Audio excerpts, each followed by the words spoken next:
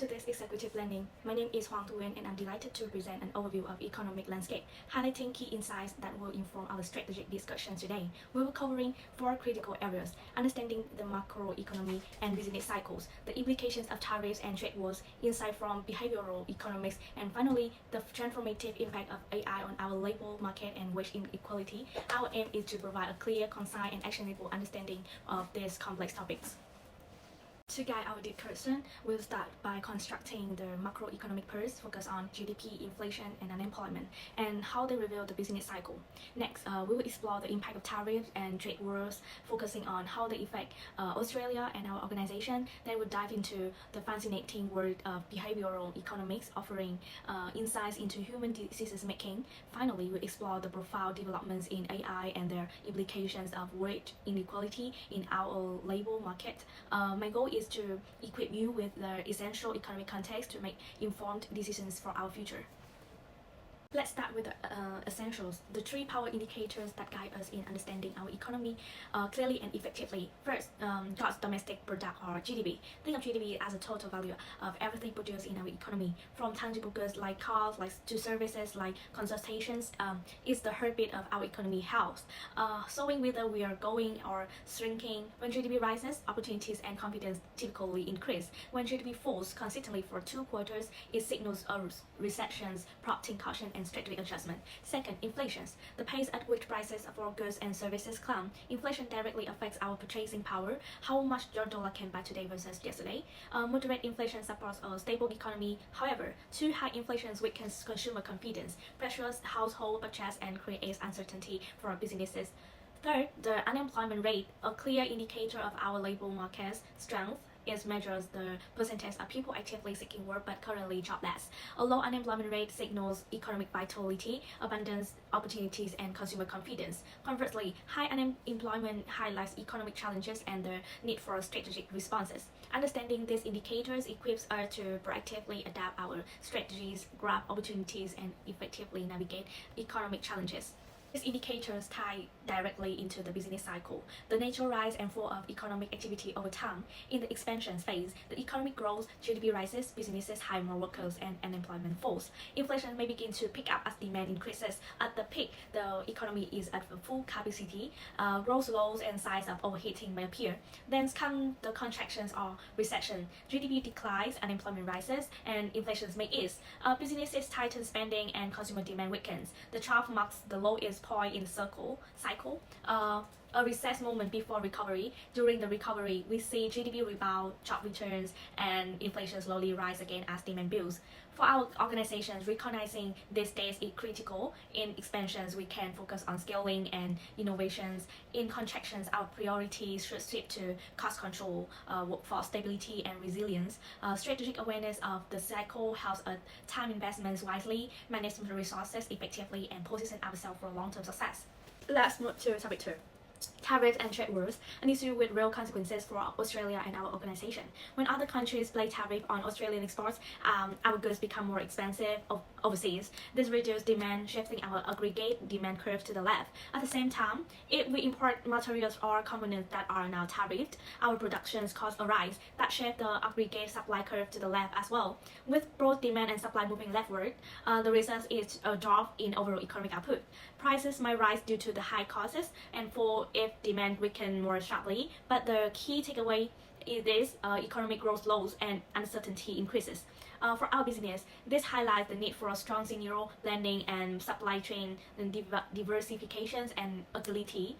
Trade policy isn't just politics, it directly affects our cost, demand, and strategic positioning.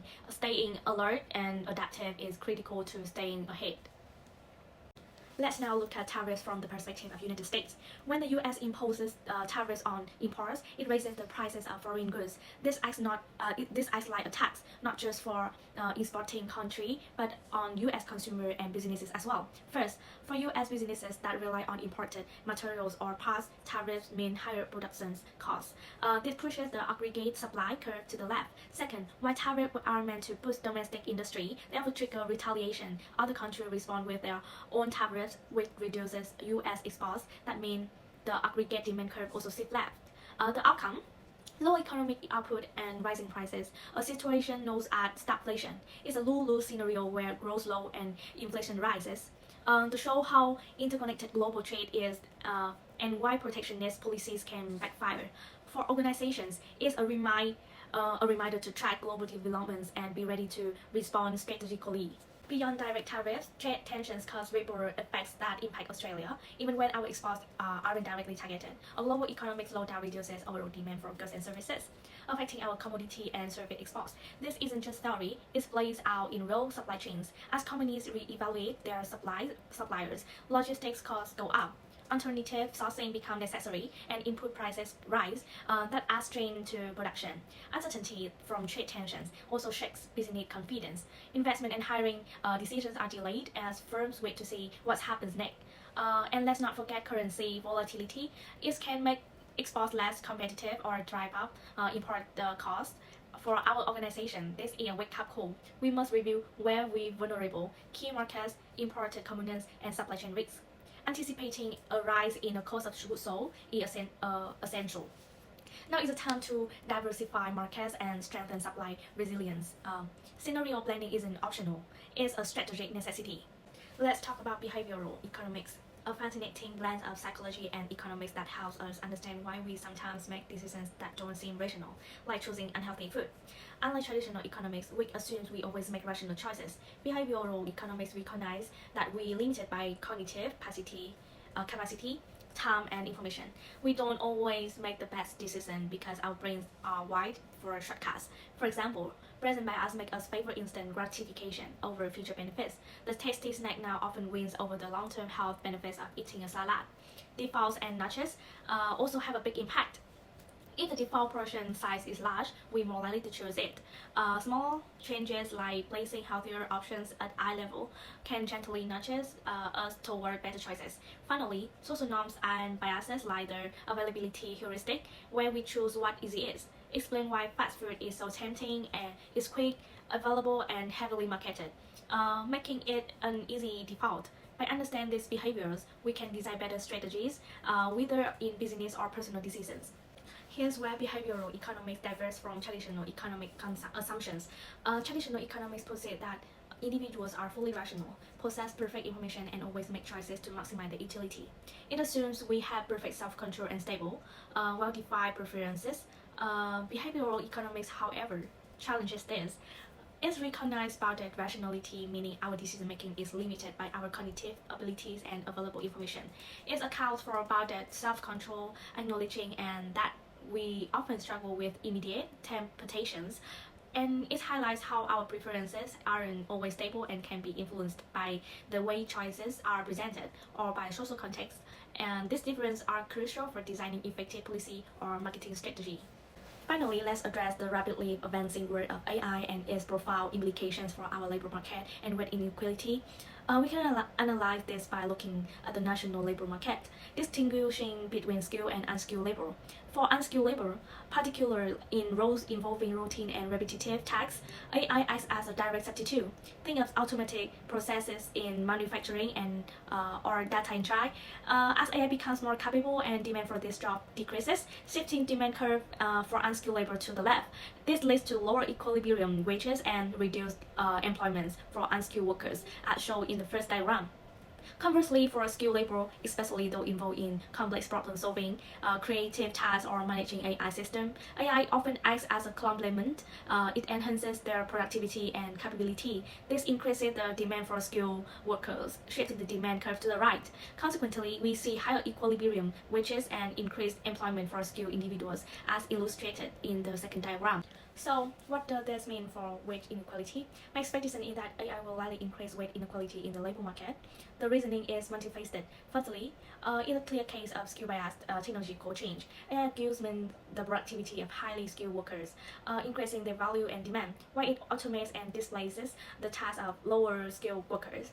This creates a significant premium for individuals with AI-specific skills, data scientists, AI engineers, and those who can leverage AI effectively across various functions.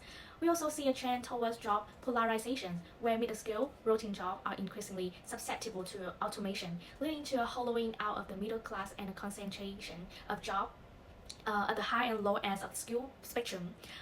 This widens the gap between the highest and lowest earners.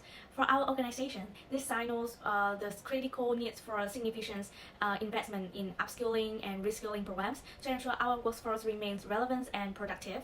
We must actively focus on attracting and retaining talent with these new AI-related competencies and be mindful of potential internal wage disparities that could arise. Proactive workforce planning is paramount. To succeed, we must stay economically vigilant, adjusting our strategy to business cycle shifts. We build trade resilience by diversifying markets and strengthening our supply chain against geopolitical risks. By leveraging insight from behavioral economics, we can shape customer and employee decisions more effectively. Equally, we must invest in AI literacy and reskilling to stay ahead in the evolving labor market and tackle potential wage inequality. The economic landscape is constantly changing, but by applying these insights, we empowered to make informed decisions that ensure our organization's long-term success. Thank you for listening.